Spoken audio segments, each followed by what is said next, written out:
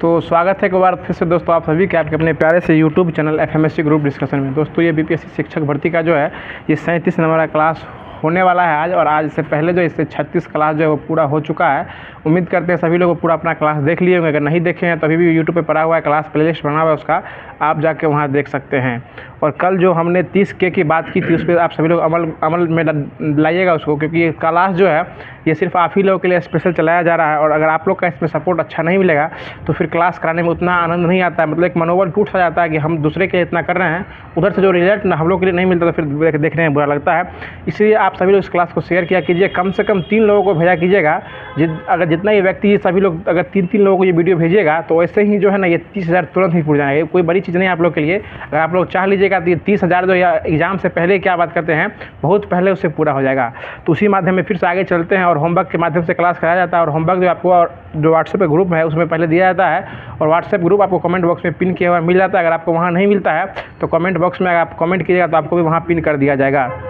और उसी माध्यम में आज आगे बढ़ते हैं, जो कि आपको दिया गया था लूसेंट का लास्ट ही टॉपिक होने वाला है, जो कि आज पत्र पत्रिकाएं जो कल हुआ था उसके बाद जो है आज कुछ दर्पण कुछ समाचार पत्र है, प्रेस का विकास है, और उसके बाद जो है कुछ आयोग और समिति है, जिससे एक क्वेश्चन जो हर एग्जाम में देखने को मिलता है, खास के लिए 1 to 5 हो, और उसके बाद 6 to 8 के लिए जो रहता है उसमें आयोग से एक क्वेश्चन देखने को जरूर मिलता है कि इस आयोग के स्थापना करने वाले कौन थे, या फिर ये आयोग से संबंधित कौन है। ऐसा क्वेश्चन देखने को हर एग्जाम में मिलने वाला है। उसके बाद आपको भूगोल है, भूगोल भारत का भूगोल था, उसमें भी था जो भारत की जलवायु होने वाली है, और कुछ महत्वपूर्ण जलप्रपात है उसको भी खत्म करेंगे। उसके बाद जो करंट अफेयर का सीज और साइंस चलता है वो वैसे ही चलता ही रहेगा। और आज जो टेस्ट दिया गया था उस टेस्ट में कुछ ऐसा क्वेश्चन है जो कि लगा हम लोग को आपके सामने ला दे। इसका PDF आपको ग्रुप में जो है एफएमएससी का जो ऑफिशियल ग्रुप है बीपीएससी शिक्षक भर्ती का, उसमें आपको मिल जाएगा। तो आप लोग उसको PDF को पढ़ सकते हैं। बाकी इसका जो रिवीजन होता है एक शॉर्ट रिवीजन ग्रुप में भी आपको कराने को देखने को मिलने वाला है।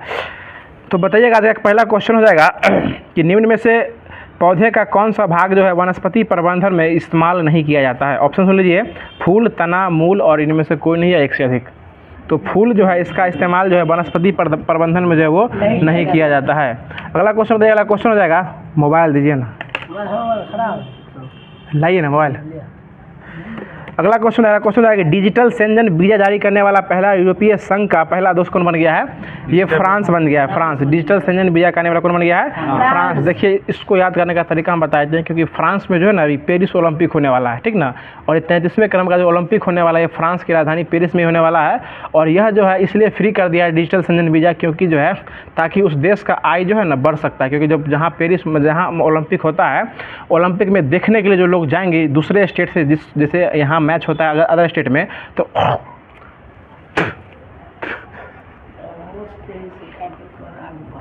वो जो मतलब जाते हैं देखने के लिए मैच, तो उसके लिए जो पैसा बढ़ेगा देश के, मतलब सरकार के लिए पैसा बढ़ेगा इस फील्ड में, इसके लिए वहाँ जो है सरकार फ्रांस की वो सरकार वीज़ा जो फ्री कर दिया है, उसी को डिजिटल सेंजन वीज़ा कहा गया है। और ये फ्री मतलब वीज़ा फ्री कर दिया, मतलब वीज़ा पर जो कोई रोक टोक जो वहाँ नहीं रहेगा, आप जाइए वीज़ा लीजिए। मतलब वीज़ा के लिए जो पहले प्रोसेस था उसको कम करके उसको फ्री कर दिया है।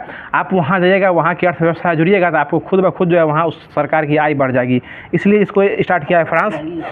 आगे वाला क्वेश्चन है कि 7वें हिंद महासागर सम्मेलन का आयोजन ये कहाँ किया जाएगा, ये ऑस्ट्रेलिया, पर्थ जो है इसके पर्थ में किया जाएगा, ऑस्ट्रेलिया में। अगला क्वेश्चन हो जाएगा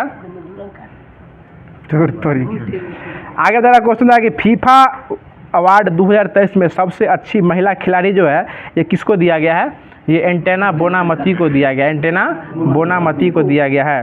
अगला क्वेश्चन बता दीजिएगा कि हाल ही में जो है 21 जनवरी लिख रहे हैं, 21 जनवरी को जो है 2024 को किस राज्य ने अपना स्थापना दिवस मनाया है। तो ये दो राज्य हो जाएगा 1972 में, तीनों तो 72 हो जाएगा, ये मणिपुर, त्रिपुरा और मेघालय हो जाएगा। अगला क्वेश्चन, तीनों की स्थापना कब हुई थी, 1972 में ही हुई थी।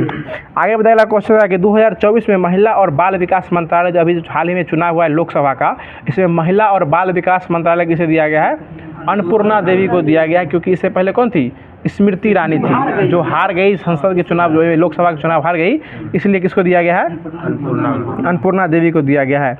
आगे बता दीजिएगा क्वेश्चन रहेगा कि वर्ष 2023 2024 में संशोधित अनुमानित राजकोषीय घाटा जो है कितना रहा, ये 5.8% जो है घाटा रहा है। आगे बता दीजिएगा क्वेश्चन जो है कि हाल ही में चर्चा में रहा अस्सदह बंदरगाह जो है किस देश में स्थित है, ये इजराइल में हो जाएगा, इजराइल में स्थित हो जाएगा।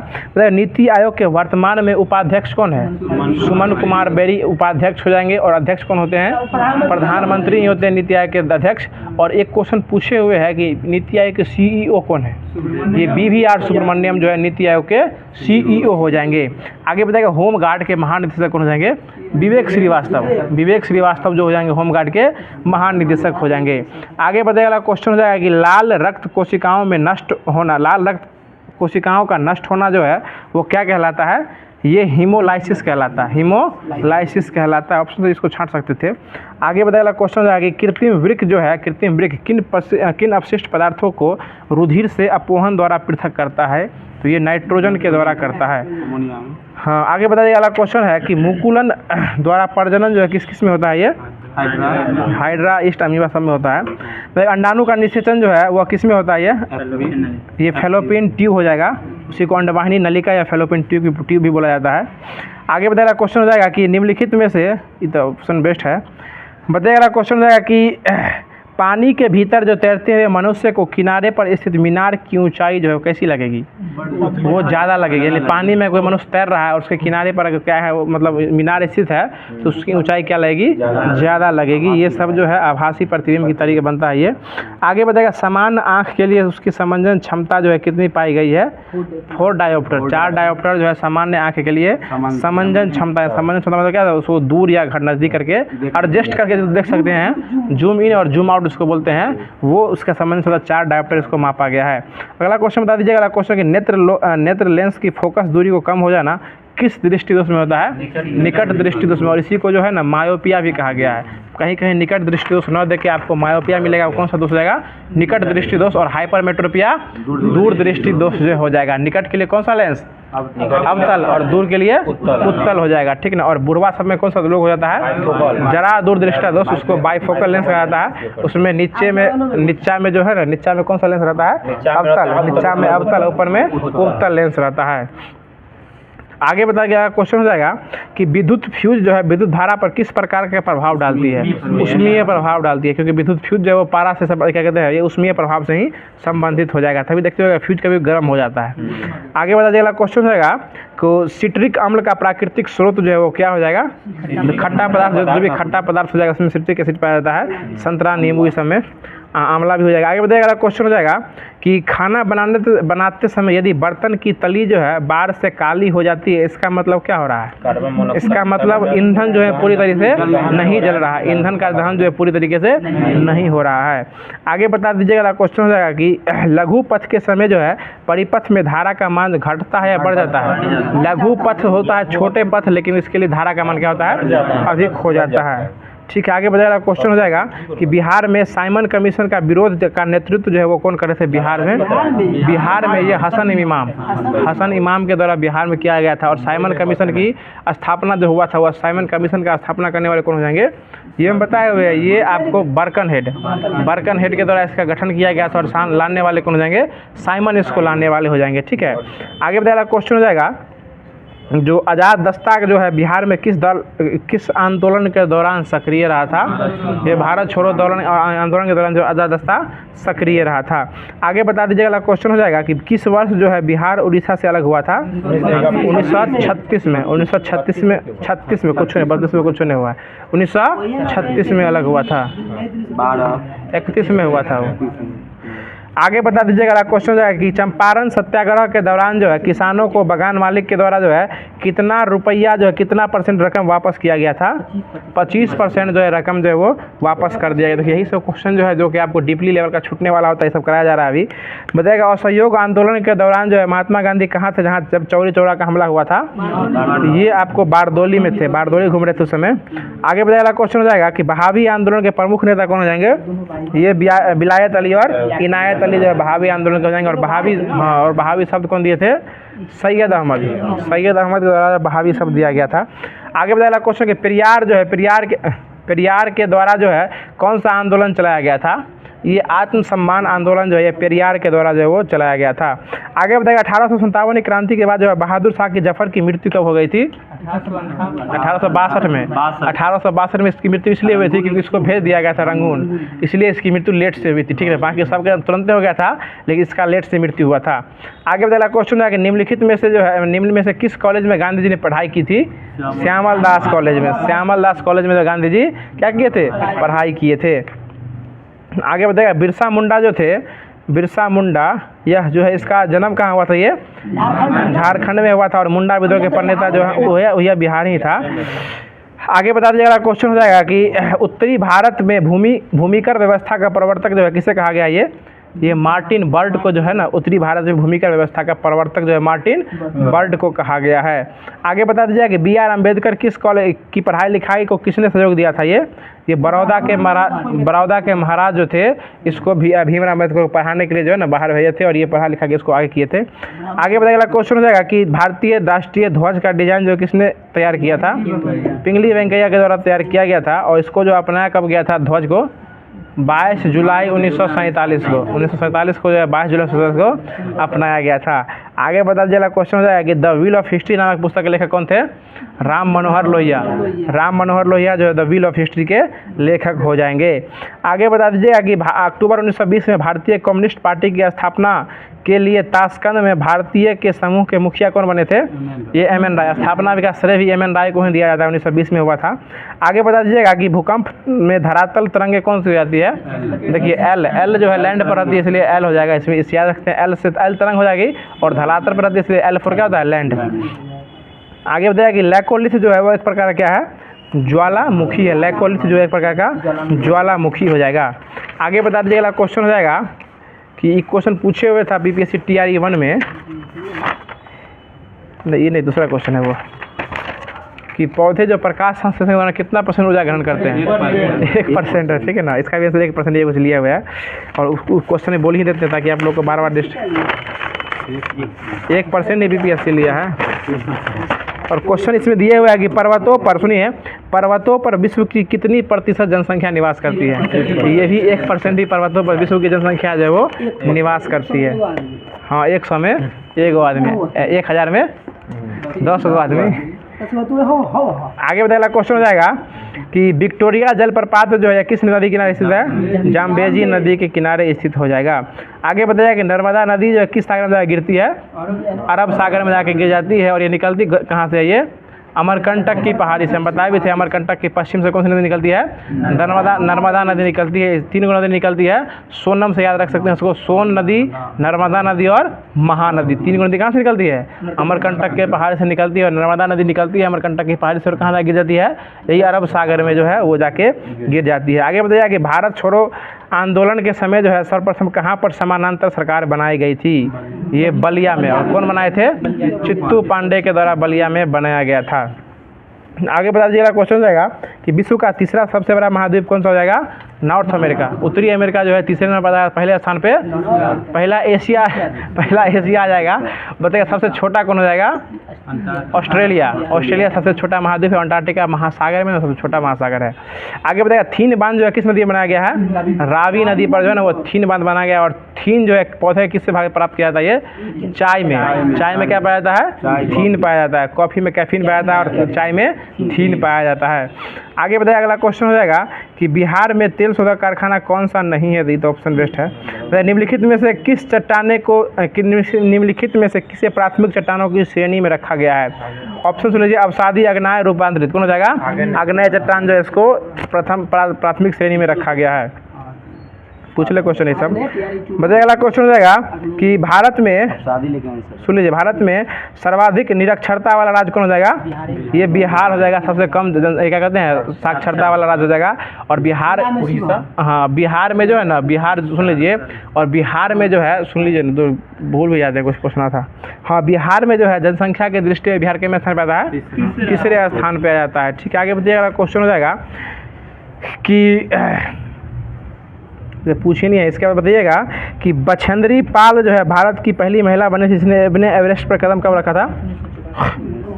23 मई 1984 को बछेंद्री पाल जो ये अपने कदम जो कहाँ रखे थे, माउंट एवरेस्ट पर रखे थे। और कल्पना चावला की मृत्यु कब हुई थी, 2003 में, 1 फरवरी 2003 को, 1-2-3, हाँ 1-2-3 में इसकी मृत्यु हो गई थी।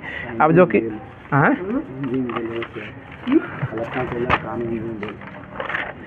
बताइए, अगला क्वेश्चन है कि राज्यसभा की मंत्रणा के लिए कितने सदस्य होते हैं, 15 को सदस्य होते हैं। आगे बताइए, एक नया राज्य बनाने के लिए जो है संविधान संशोधन में कौन सा बहुमत चाहिए, साधारण या 2/3 या 3/4। नया राज्य बनाने के लिए साधारण बहुमत ही होना चाहिए, मतलब नॉर्मली चीज़ है, सब कोई बड़ा चीज़ नहीं है। आगे बताइए, क्वेश्चन है कि राज्य में आपातकाल जो है किसके द्वारा लागू किया जाता है, राष्ट्रपति के द्वारा लगाया जाता है। और लगाने का अनुशंसा कौन करते हैं, राज्यपाल। और खत्म भी कौन करता है, राष्ट्रपति ही करता है। और खत्म करवाता कौन है इसको, राज्यपाल। और लेकिन करवाने का मुख्य श्रेय जाता है मुख्यमंत्री को, मुख्यमंत्री बोलता है राज्यपाल को, राज्यपाल बोलता है राष्ट्रपति को, अभी खत्म कर दीजिए, अब यहाँ सब क्लियर हो गया है। आगे बताइए, क्वेश्चन हो जाएगा जो भोपाल गैस त्रासदी कब हुआ था, 3/12/1984 को हुआ था। आगे बताइए, गैस निकला था, हाँ मिथाइल आइसोसाइनेट गैस जो था ना वो निकला था। आगे बताइएगा, अगला क्वेश्चन है कि लंबे समय तक सिंचाई किए जाने पर खेत में कौन सी समस्याएं हो जाती है, क्षारीयता जो है खेत की बढ़ जाती है। बताइएगा, अगला क्वेश्चन है कि किसने कहा था कि अपनी राष्ट्रीय पहचान की उपेक्षा भारत की समस्याओं का मूलभूत कारण है, ये दीनदयाल उपाध्याय के द्वारा बोला गया था। अगला क्वेश्चन बता दीजिएगा, अगला क्वेश्चन हो जाएगा जो इस तरह से मैथ होता है,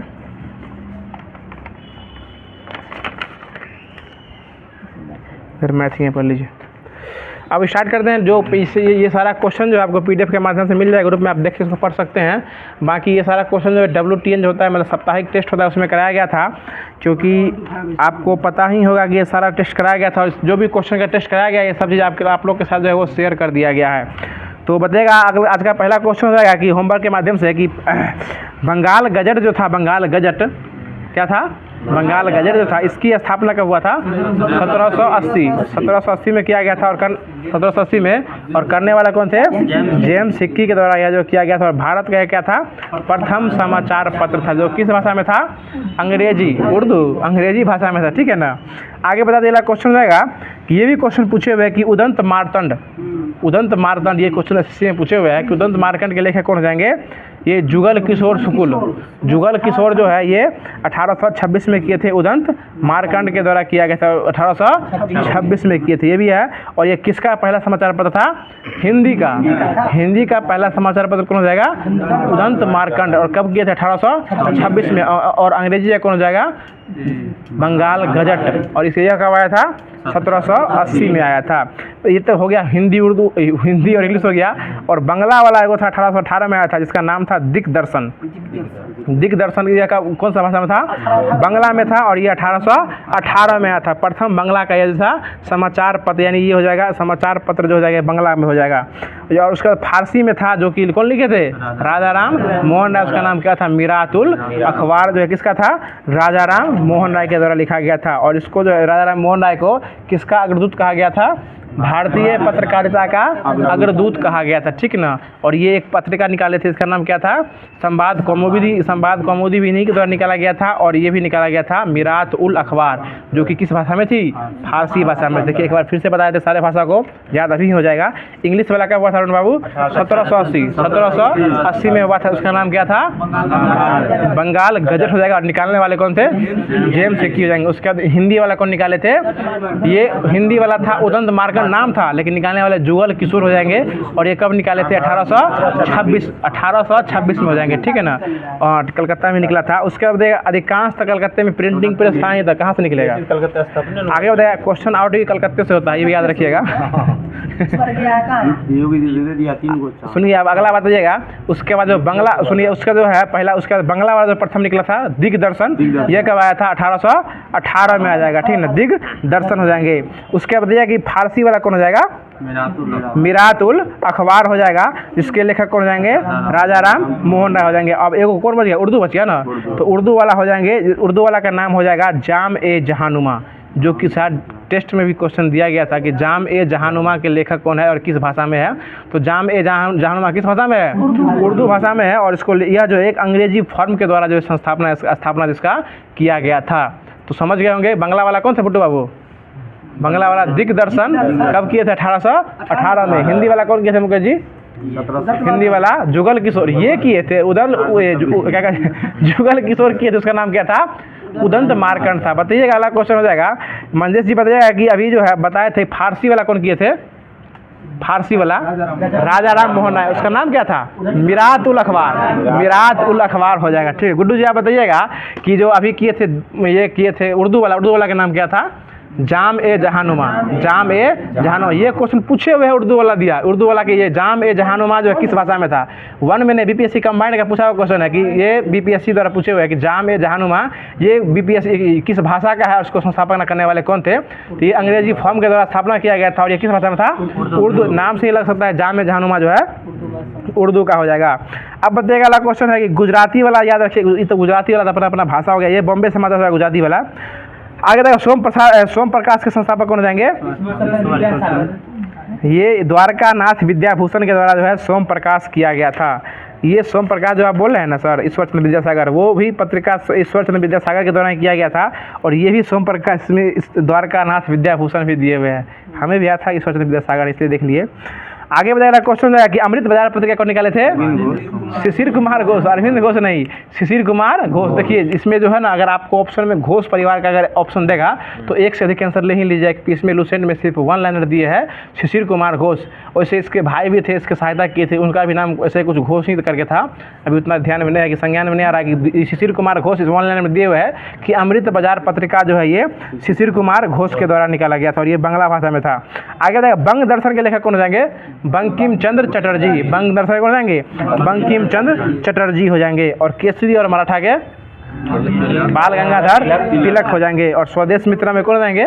GS अय्यर जो है स्वदेश मित्रम के हो जाएंगे। तो ये था। उसके बाद बताइएगा कि एक क्वेश्चन है कि बंगला समाचार पत्र के रूप में शुरू हुआ था, कौन सा ऐसा पत्र था जो कि वर्नाकुलर प्रेस एक्ट से बचने के लिए जो है 1878 में जो है अंग्रेजी समाचार पत्र का भाषा बन गया था? ये बंगाल बजट ही था जो कि बंगला में शुरू हुआ था, लेकिन यह जो है वर्नाकुलर प्रेस एक्ट से बचने के लिए क्या हो गया था? इंग्लिश में शुरू हो गया था। आगे बता दीजिएगा क्वेश्चन हो जाएगा जो तिलक जो थे, तिलक जो है यह किसकी स्थापना की, कौन से पत्र का संपादन किए थे? केसरी और मराठा का किए थे। और ये बता दीजिएगा क्वेश्चन हो जाएगा कि कौन से ऐसे पत्रकार बने थे पहली बार जिनको कारावास की सजा दी गई थी?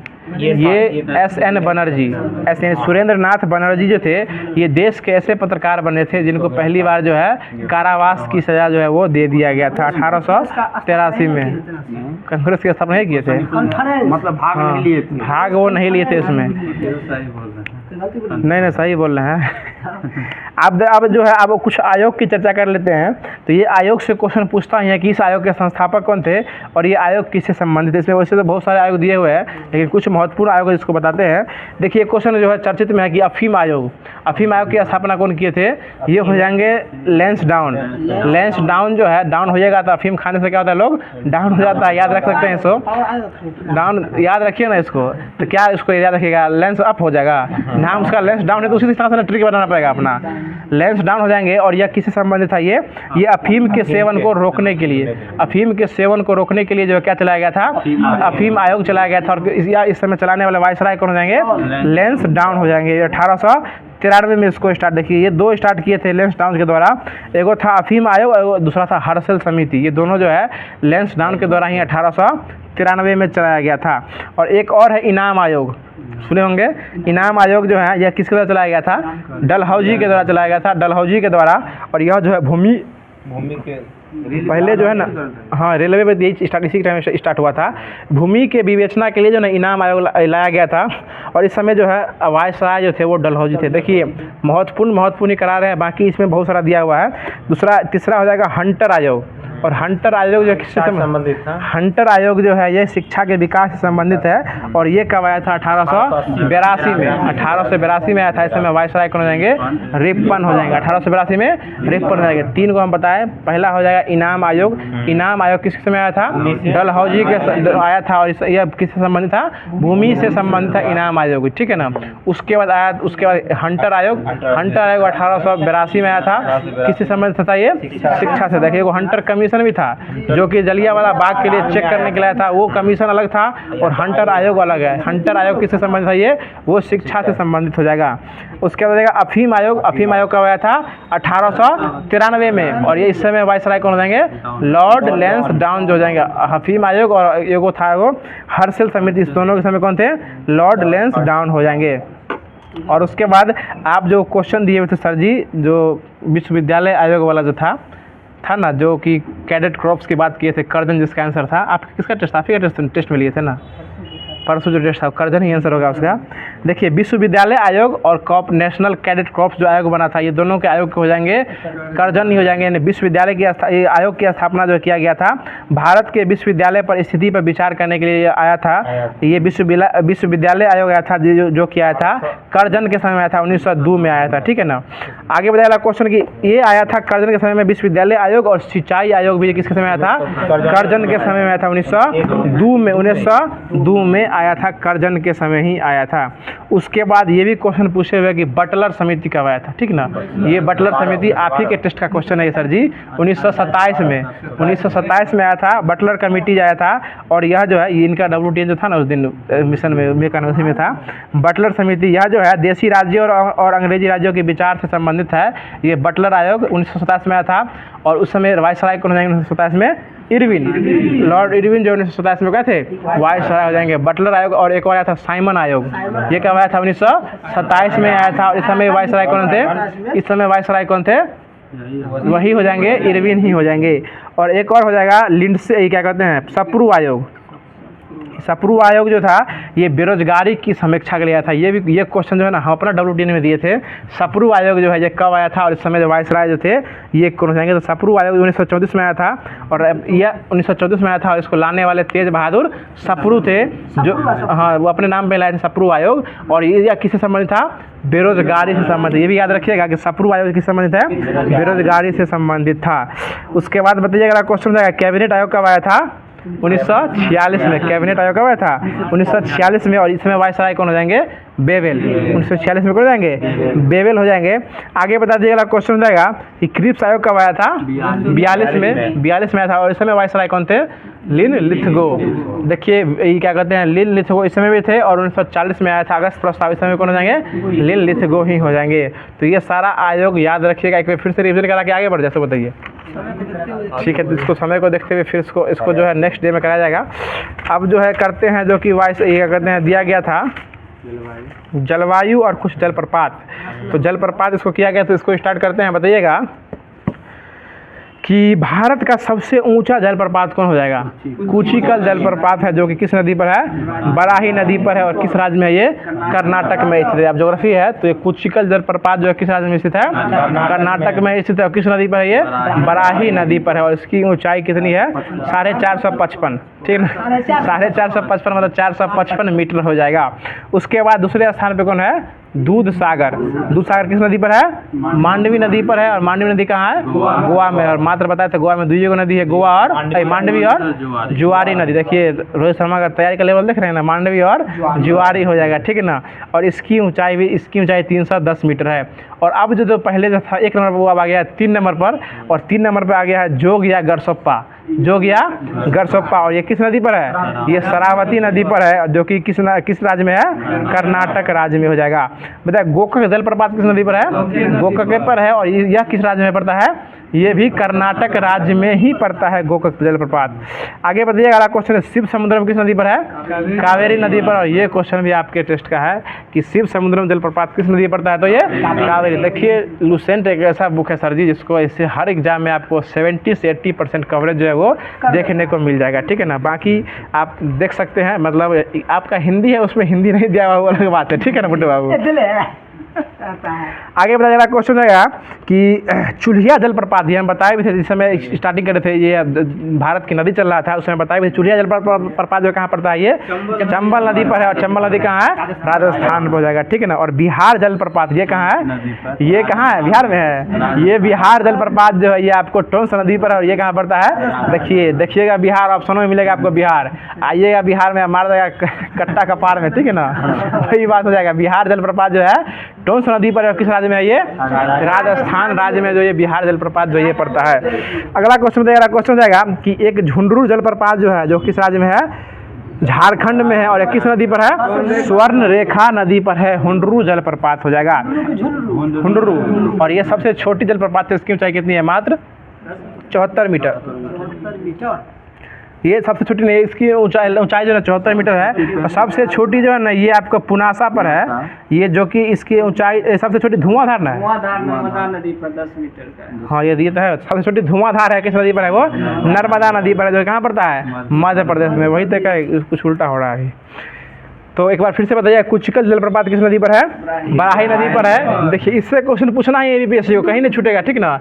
कुचिकल जलप्रपात किस नदी पर है? बराही नदी पर है। साइंस भले आज न हो लेकिन इसको याद करना आपका फर्ज बनेगा, ठीक है ना। कुचिकल जलप्रपात बराही नदी पर है और यह किस राज्य में पड़ता है? कर्नाटक में पड़ेगा। और इसकी ऊंचाई कितनी है? 455। देखिए सबसे बड़ा सबसे छोटा याद रखिए, 455 मीटर हो जाएगा ऊंचाई इसके लैंडफॉल, क्या कहते हैं, वाटरफॉल की। आगे बताएगा सबसे छोटा कौन हो जाएगा? तो धुआंधार। धुआंधार है, नाम है धुआंधार है, लेकिन सबसे क्या है? छोटा है। और ये किस नदी में पड़ता है? नर्मदा नदी पर। किस राज्य में पड़ता है? मध्य प्रदेश में। नर्मदा नदी कहाँ है? ये मध्य प्रदेश में पड़ता है। और इसकी ऊंचाई कितनी है? मात्र 10 मीटर, यानी 10 मीटर की ऊंचाई ये सबसे छोटी हो जाएगी। और बताइएगा सबसे बड़ी कौन हो जाएगी? कुचिकल, जो कि बराही नदी पर है। बताइए गोकक जलप्रपात किस नदी पर है? गोकक नदी पर ही है। और ये कहाँ पड़ता है? कर्नाटक में ही पड़ता है। बताइए हुंडरू जलप्रपात किस नदी पर है? स्वर्ण रेखा नदी पर है। और राज्य कौन हो जाएगा? झारखंड नदी। बताइएगा धौला भी बोल रहे हैं। धुआंधार कहाँ है? मध्य प्रदेश में हो जाएगा। किस नदी पर है? नर्मदा नदी पर है। जोग या गरसोप्पा किस नदी पर है? ये शरावती नदी पर है। किस राज्य में है? ये कर्नाटक में हो जाएगा। और ये दूध सागर किस में है? मांडवी नदी में है। और ये कहाँ पड़ता है? गोवा में पड़ता है। शिव समुद्रम कावेरी किस नदी पर है? कावेरी नदी पर। और किस राज्य में है? कर्नाटक में पड़ता है। और चुलिया कहाँ पड़ता है? चंबल। और चंबल कहाँ पड़ता है? राजस्थान में ही पड़ता है। तो ये जलप्रपात जो था उसको पूरा खत्म कर दिया गया है। अब जो है भारत की जलवायु, कल होगा भारत की मिट्टी, आज भारत की जलवायु को खत्म करते हैं। तो बताइएगा कि भारत की जलवायु जो है यह कैसी जलवायु है? उष्णकटिबंधीय और मानसूनी। उष्णकटिबंधीय और मानसूनी जलवायु। देखिए ये सारा चीज़ जो है एक बार कराया जा चुका है। उम्मीद करते हैं ये रिवाइज चल रहा है तो आप लोगों को समझ में ज़्यादा आएगा अब।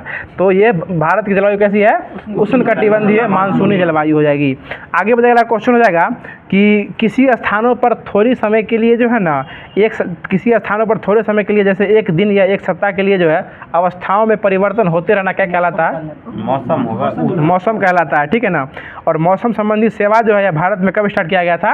1875। मौसम संबंधी सेवा जो है भारत में कब स्टार्ट किया गया था? 1875 में किया गया था। तब इसका मुख्यालय कहाँ था? शिमला।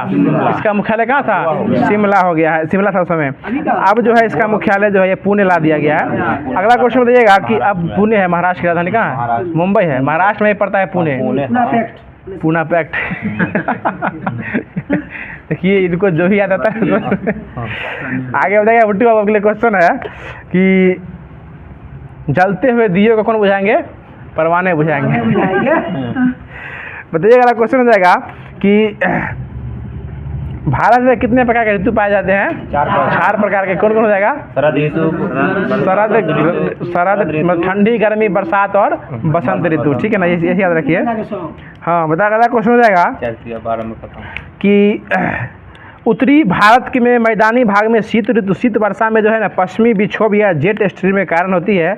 और राजस्थान में जो यह वर्षा होती है पश्चिमी विक्षोभ के कारण, इस वर्षा को क्या कहते हैं? इसको मावट कहा जाता है। याद रखिए, ये पढ़ाए हुए भी है, ये मावट कहा जाता है। मतलब राजस्थान में जो है ना ये पश्चिमी विक्षोभ के कारण जो वर्षा होती है वो क्या कहलाती है? मावट कहलाती है। अगर ये क्वेश्चन एग्जाम में अगर पूछ देगा तो लोग कहेगा आउट ऑफ सिलेबस क्वेश्चन पूछ दिया, ठीक है ना। ये क्वेश्चन पूछ दिया, नहीं कहेगा आउट ऑफ सिलेबस है, लेकिन सारा बात सिलेबस में दिया हुआ है कि राजस्थान में जो वर्षा होती है पश्चिमी विक्षोभ के कारण वो क्या कहलाती है? मावट नहीं, मावट कहलाती है। देखिए ये वर्षा जो होती है हर जगह पे हर तरह कहलाती है। तो राजस्थान में जो पश्चिमी विक्षोभ के कारण वर्षा होती है वो क्या कहलाती है? मावट कहलाती है। बताइएगा कि जाड़ों के महीने में जो है ना तमिलनाडु के तट पर जो होती है वर्षा होती है वो कैसी मानसून से होती है? लौटती हुई मानसून से होती है। और लौटती हुई मानसून किस दिशा से लौटती है? वो दक्षिण का उत्तर पूर्वी मानसून से लौटती हुई वर्षा को क्या कहते हैं? मानसूनी वर्षा होती है। और ये किस राज्य में होती है? ये तमिलनाडु में होती है, जिसको कौन सा तट कहते हैं? कोरोमंडल तट भी कहते हैं। और ये किस ऋतु में होती है?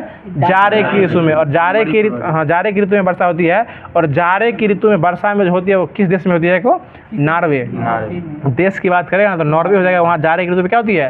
वर्षा होती है। और लौटती हुई मानसून जो होती है उससे वर्षा कहाँ होती है? तमिलनाडु में। और तमिलनाडु में तट की बात करेगा तो कोरोमंडल तट हो जाएगा। और वो वर्षा किस ऋतु में होती है? जाड़े की ऋतु में होती है। मानसून लौटेगी और किस दिशा से लौटती है? उत्तर पूर्वी से। मतलब ऐसे हो क्या आती है? उत्तर पूर्वी से लौटती है तो वो कोरोमंडल तट पे वर्षा कहलाती है। और राजस्थान में जो पश्चिमी विक्षोभ के कारण वर्षा होती है वो क्या कहलाती है?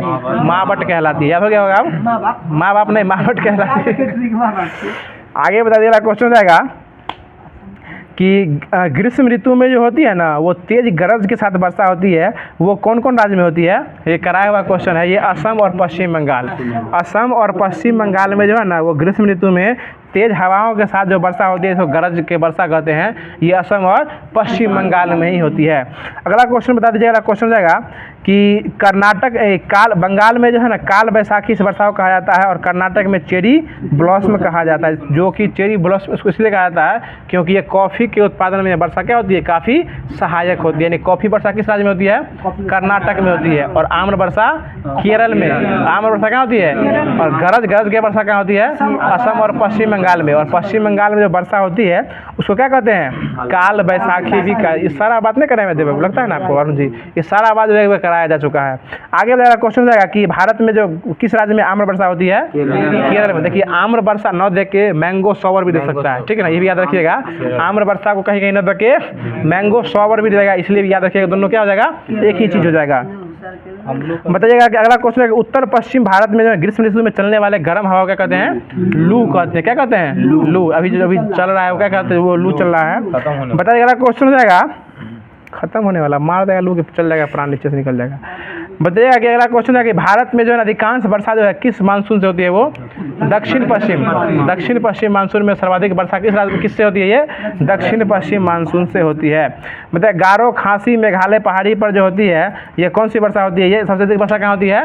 ये मेघालय में ही होती है, जो कि चेरापूंजी में होती है। ये जो कि मानसिंह राम मेघालय में होती है। 1141 सेंटीमीटर वर्षा होती है। और औसत वर्षा कितनी सेंटीमीटर होती है?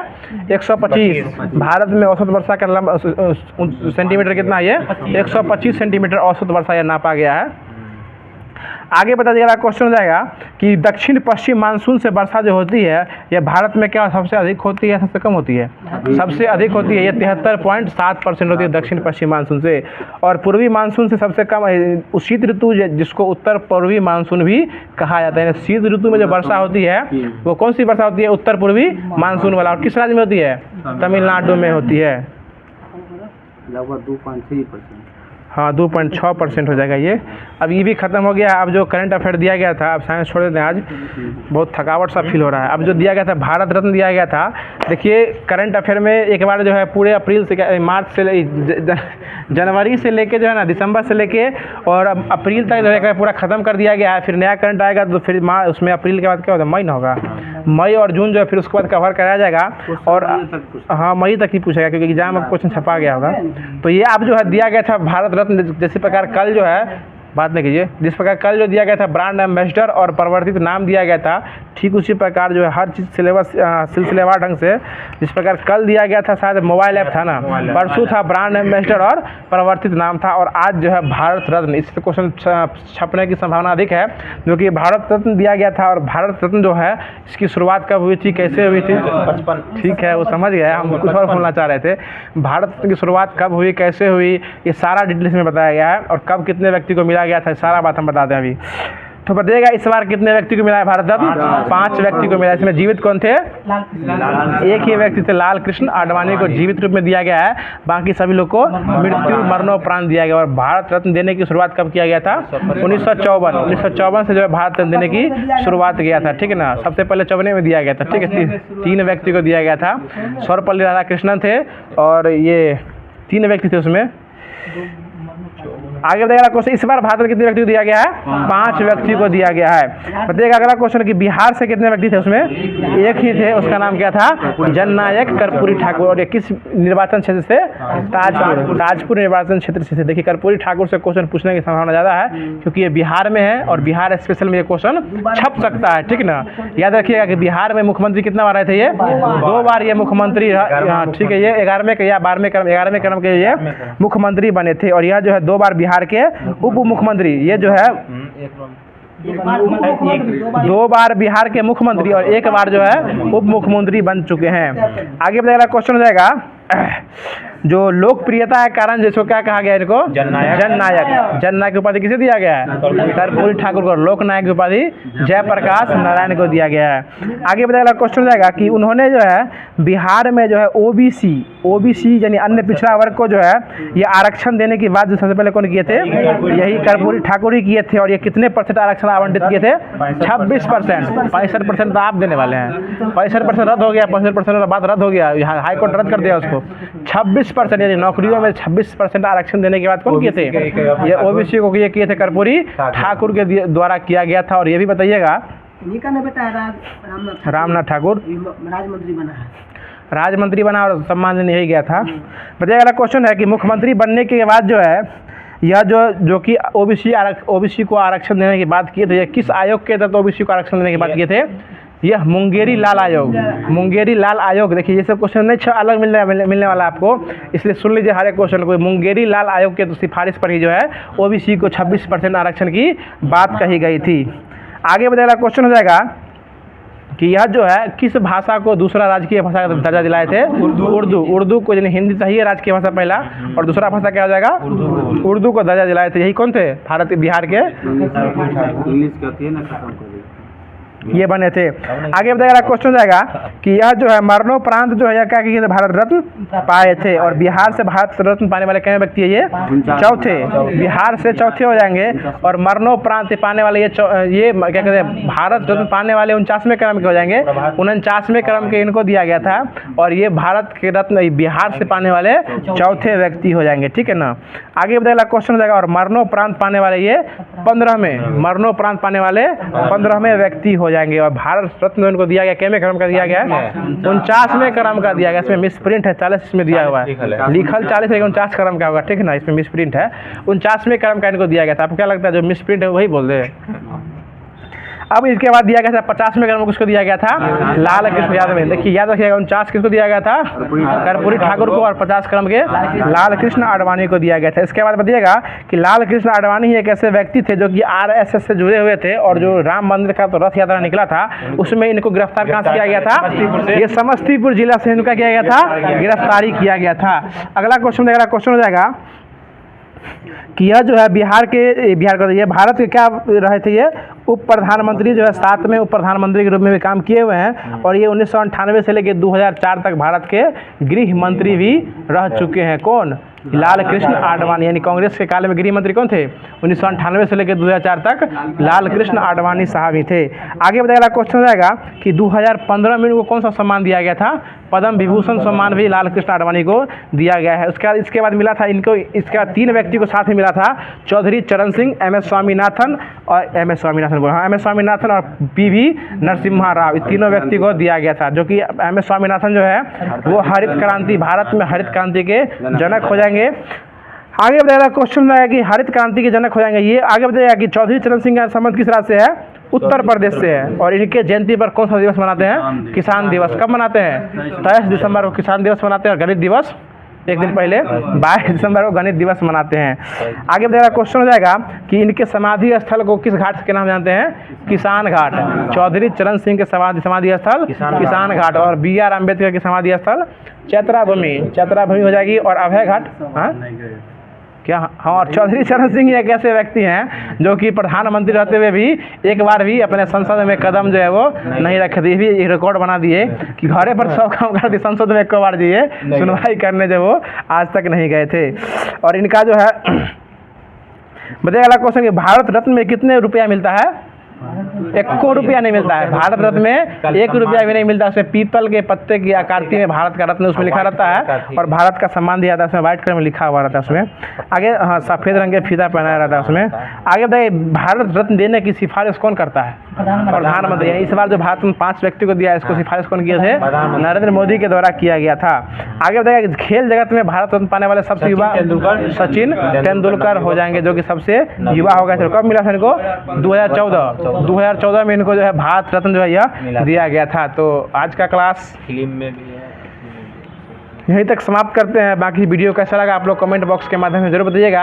अगर क्लास अच्छा लग रहा होगा तो हमारे इस चैनल को सब्सक्राइब कर लीजिए, क्योंकि यह बीपीएससी शिक्षक भर्ती ही यह क्लास चलाया जा रहा है। इसमें अन्यत्र किसी भी चीज़ों की चर्चा नहीं की जाती है। यहाँ सारा चीज़ सिलेबस के ढंग से चलाया जाता है और 40 नंबर के यह क्लास जो है वो रामबाण साबित होने वाला है। बाकी अगर सभी लोग ग्रुप से जुड़ जाते हैं तो अच्छी बात हो जाएगी, क्योंकि यहाँ 40 नंबर का जो टेस्ट चलता है वो भी ग्रुप में डाल दिया जाता है, ताकि सभी लोग जो है जिस तरह से आयोग क्वेश्चन उठाता है उस तरह से मतलब क्वेश्चन सेट करने का प्रयास जो है हम लोग के द्वारा किया जाता है। और यह क्वेश्चन आपको पहले हम लोग टेस्ट देते हैं, उसके बाद आप लोग को ग्रुप में जो है पीडीएफ के माध्यम से देखने को मिल जाता होगा और सभी लोग उस क्वेश्चन को प्रिंट निकलवा के या फिर मोबाइल में जो है अपना टेस्ट दे सकते हैं। उसके बाद ही आंसर शीट यहाँ से भेजा जाता है। तो उम्मीद करते हैं क्लास अच्छा लगता होगा, और क्लास अच्छा लगता है तो इस चैनल को सपोर्ट कीजिए और शेयर कीजिए वीडियो को। और जितने भी लोग इस वीडियो को देख रहे हैं कम से कम 3 लोगों को जरूर शेयर किया कीजिए। 3 लोगों को शेयर कर दीजिएगा तो ये वह 3 लोगों को फिर बोलेगा 3 लोगों को शेयर करने के लिए शेयर मार्केट की तरह इस क्लास को शेयर किया कीजिए, ताकि ये क्लास जो है ये क्लास आप लोग का अपना क्लास है और इसमें आप लोग का अपना अधिकार होना भी है, आपका परम धर्म बनता है। तो फिर मिलते हैं इसके अगले वीडियो के साथ, इसके अगले सेशन में। तब तक के लिए खुश रहिए, मुस्कुराते रहिए और हमारे चैनल को सब्सक्राइब करते रहिए। धन्यवाद। जय हिंद।